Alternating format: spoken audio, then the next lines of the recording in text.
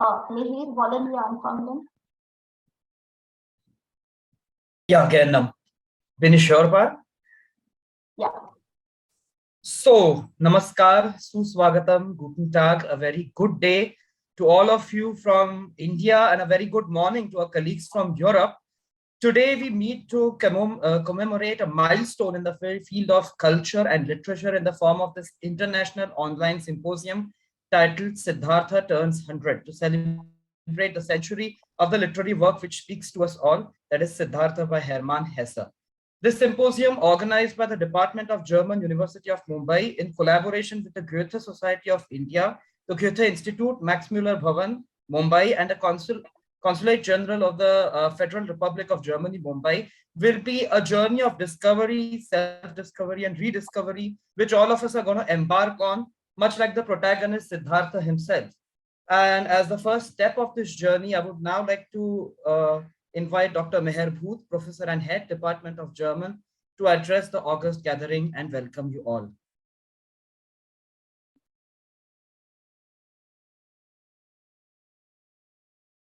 Thank you, Mihir.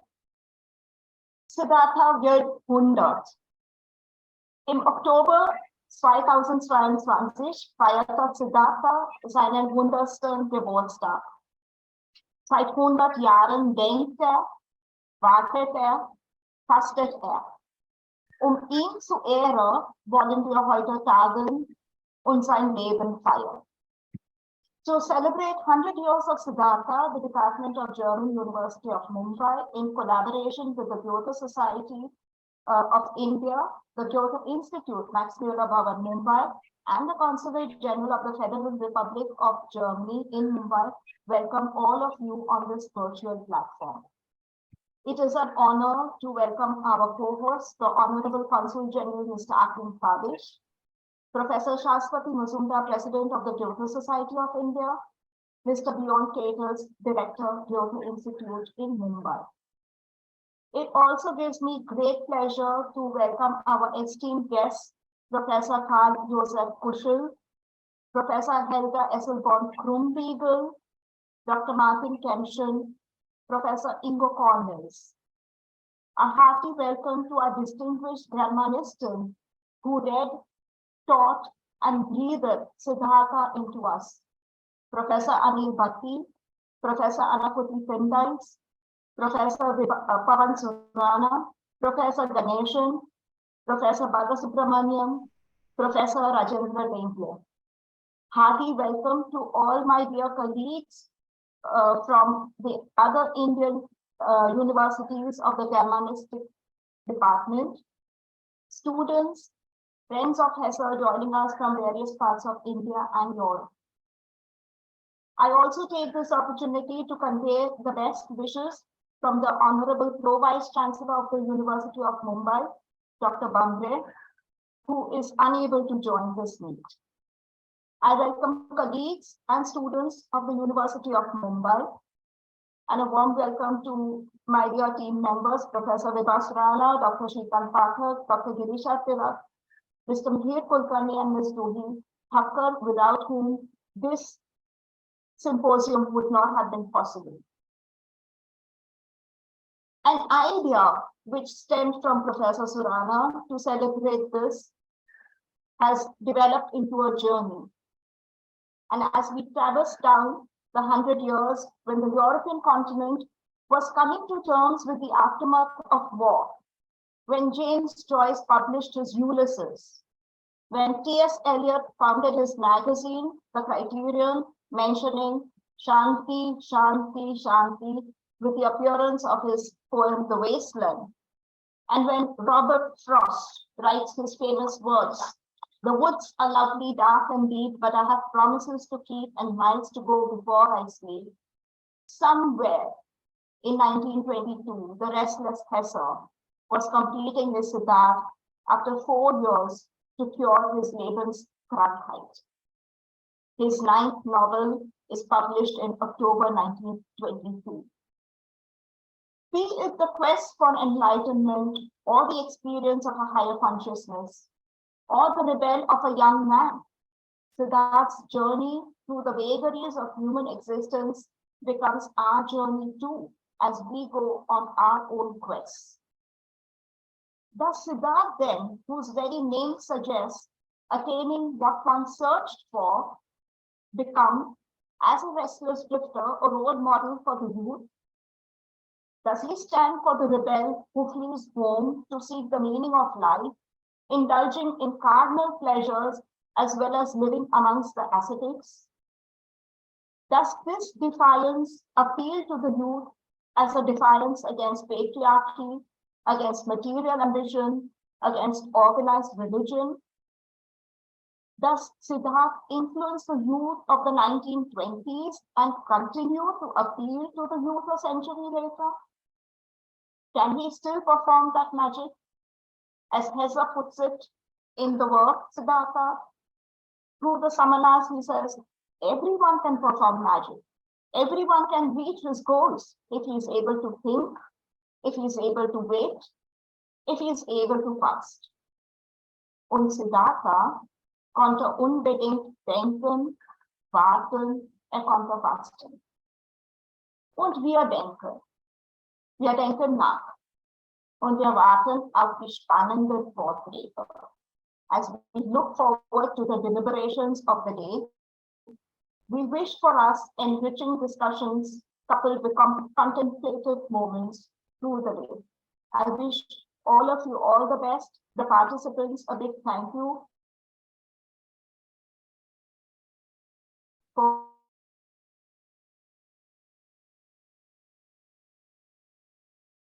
Thank you, ma'am. May I request Professor Dr. Shashwati Muzumdar, the President, Goethe Society of India and former head, Department of Germanic and Romance Studies, University of Delhi, to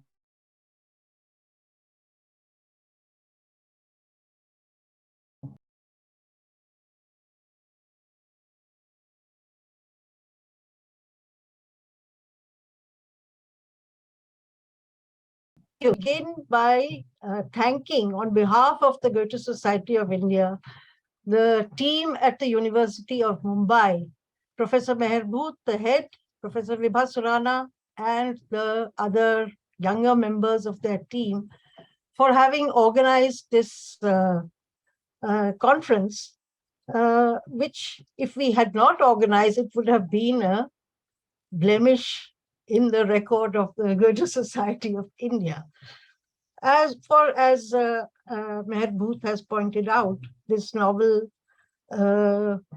is a central symbolic novel, and I might say symbolic of the India-German contacts, what we call the Begegnung between India and Germany, which has been so central to the research that people in German studies in India have engaged with. This novel, in a way, symbolizes that research that so many of us have engaged with. As Meherbooth has pointed out, she has raised a number of questions that may arise from this novel.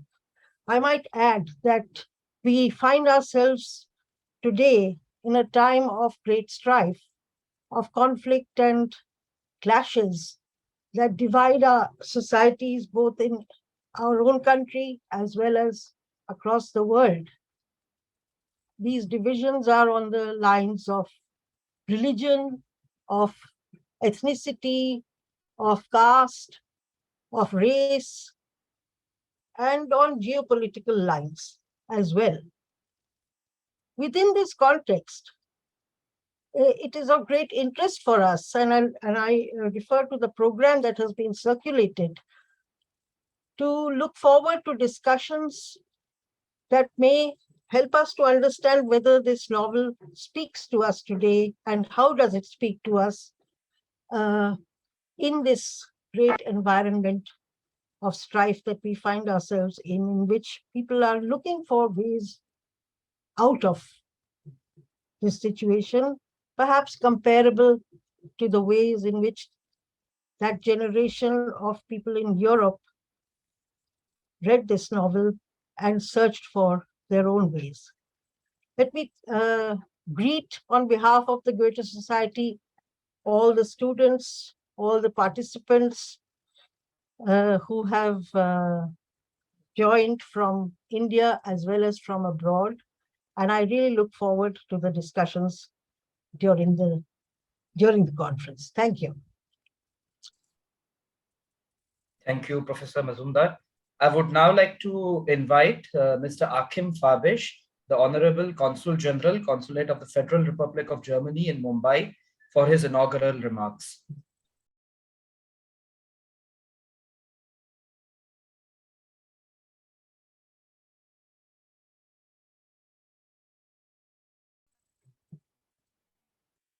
Yes, thank you so much. Very good morning, Namaskar. Herzlich willkommen auch unseren Gästen und Zuhörern aus dem womöglich bitterkalten Deutschland, and hopefully not as cold Delhi. But thank you so much for coming together. Thank you so much, Professor Booth, for putting this together. Siddhartha turns 100. I think in Indian cricket terms, it would be hits a century. And this is indeed a moment to look a little bit back and reflect on a book that has held a spell on generations, a book that has transcended the German reader and has reached the global reader. I think of the 100 or so plus million copies that have been printed, the large majority of copies, I think 2/3 or more than that, have been sold abroad. So it's a book that has not just managed to capture the imagination of Germans and German readers, but has captured the imagination of readers worldwide. And on a little personal note, when I was much younger, I was working with the Goethe Institut in a small language institute in Staufen, close to Freiburg.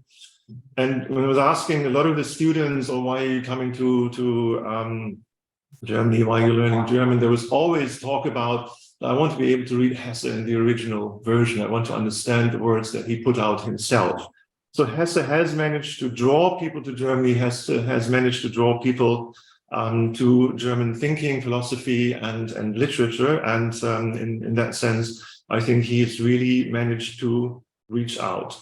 Hesse himself has traveled to the region, but has not set foot on Indian soil, has not set foot to India, even though he spoke about India. He has not lived through the setting of his novel, which can be interesting, which can be positive in the sense that if you compare it to the experiences, for instance, that Günter Grass had at a much later stage, maybe he was spared a revelation of a life that he had only heard about largely through his family, in the context of his maternal grandfather, who had a vast experience of Indian languages, of Indian culture, of Indian learning, and who therefore has put together his understanding of India and his reading of Indian religion and Indian philosophy largely through the School of German Indology that was present at the time, through the experiences that were in his family. And as I think is not contested, the School of German Indology present at that time has also been a school of romantic idealization of India, of putting India into a light that managed to put across messages that were maybe missing in Germany at the time. So the interesting question is a little bit about maybe what is this book, Siddhartha? What is it about? What is it not about? Is it about divinity? Is it about Dharma? Is it about spirituality? Is it about the self? How does it all put together? Or is it even necessary to find out and say that it's about this or it's about that? So in that sense, the question is a little bit about Astika or Nastika. Who is Hesse more? Is he focusing on a higher existence, a higher form? Is he focusing on the self? Is that self maybe the higher form? A lot of questions to be looked at and answered. And since we have so many erudite and learned scholars who have put a lifelong experience into this, I should not really go any deeper into matters that I am just brushing. I find it at times interesting to look also into what Carl Gustav Jung said about his experience in India. And I find there's a number of resonances. Jung, who traveled to India, I think about 15 to 20 years after the book was published, after Siddhartha was published, had a very interesting take on a number of things. And there's one quote that always stuck to me, and it's the following: "It is quite possible that India is the real world and that the white man lives in a madhouse of abstractions." And from this madhouse of abstractions, I think Hesse was coming when he put Siddhartha on paper, coming from a world that had sort of been overrun and overshadowed with horrible experiences, with the First World War that at that time was to be the war to end all wars, which has left not just Europe shattered, but especially Germany shattered in its role in Europe, in its role as a country that had been also looked at as a country of philosophers, of thinkers, that had just behind it the experience of a horrible, horrible war, even not within the country, but around it. And this, I think, madhouse of abstractions that Jung is referring to is very, very present in the world that Hesse lived. Jung is also saying that the Indian psyche is much more interested in the increase of vision. And I think this idea of vision, not so much the conceptualization, the putting into concepts, it's this, it's that, but the vision, what can it all encompass, is something that we find in the work of Hesse. And in that sense, I think the idea about the self, the idea about the essence of a human is more in the foreground of this novel, in a way that it does not really necessarily touch on an accurate or an authentic description of religions, of what divinity looks like, but it's really developing an idea of a self, of the idea of the individual, of subjective experiences that is universal.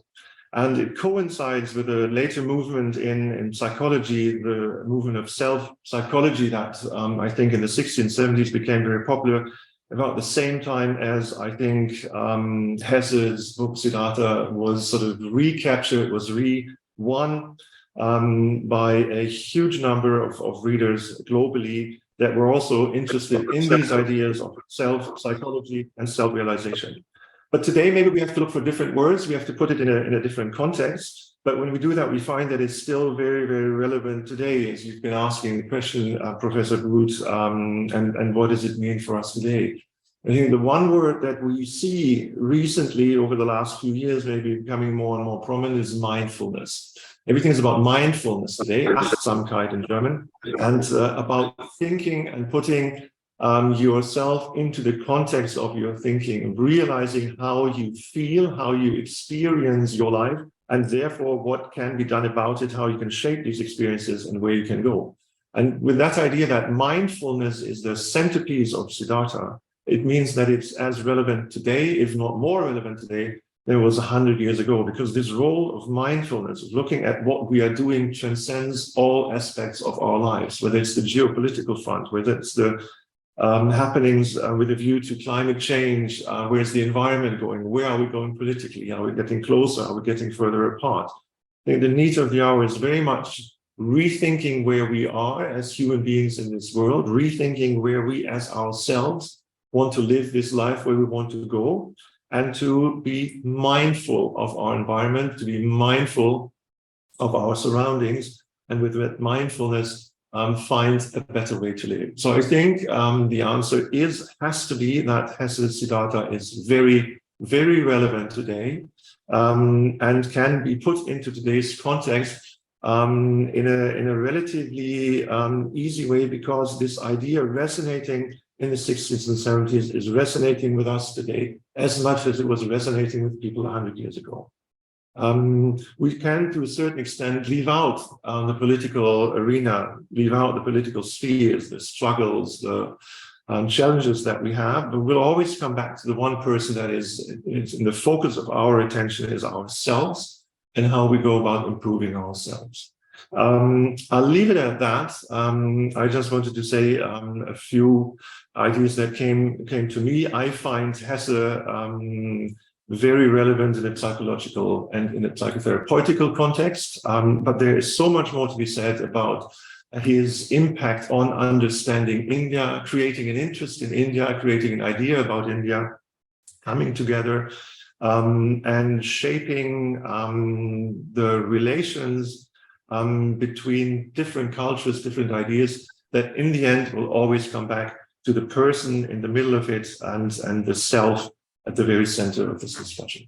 Thank you so much at this point. I'm happy to say that the Consulate is involved in this and that Professor Booth has put together an incredible round of speakers, a lot of which I admire and a lot of which I'm happy to see on the agenda. And I won't keep you from now listening to the really important and exciting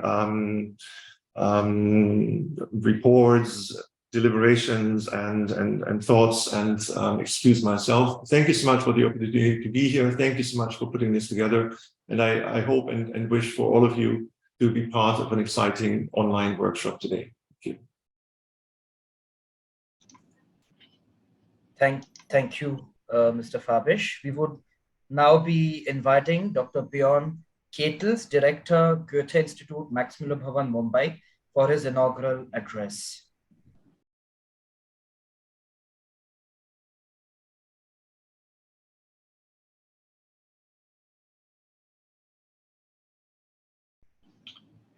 Yeah, guten Tag and hello everyone.